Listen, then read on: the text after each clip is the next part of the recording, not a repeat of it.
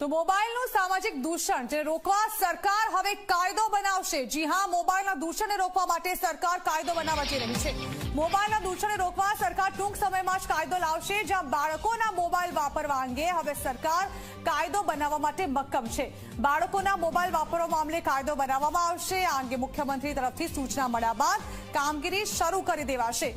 Mobile સામાજિક દૂષણ છે તેવું નિવેદન ઋષિકેશ પટેલ પણ આપી ચૂક્યા છે। મોબાઈલના સામાજિક દૂષણ અંગે સરકાર ચિંતિત હોવાનું પણ તેઓ જણાવી ચૂક્યા છે। તો સામાજિક દૂષણને રોકવા માટે કુટુંબ અને સમાજને તૈયાર થવું પડશે। સુરતમાં યુવતીએ કરેલ આત્મહત્યા બાદ હવે રાજ્ય સરકાર એક્શનમાં આવી ચૂકી છે। મોબાઈલ એક સામાજિક દૂષણ બન્યું છે। મોબાઈલના કારણે યુવતીએ આત્મહત્યા કરતા આ મામલો વધુ ગંભીર બની ચૂક્યો છે।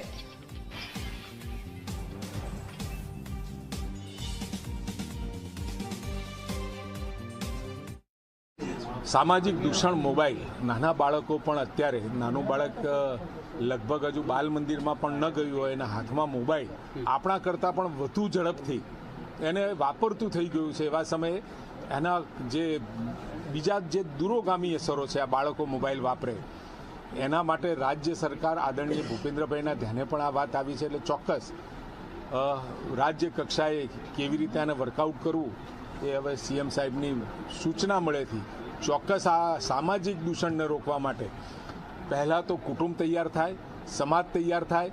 કોઈ પણ કાયદો બન્યો હોય તો એ કાયદા માટે સામાજિક દૂષણ જ્યાં જ્યાં હોય ત્યાં સમાજે તૈયાર થવું પડે, કુટુંબે તૈયાર થવું પડે અને વ્યક્તિએ પણ તૈયાર થવું પડે।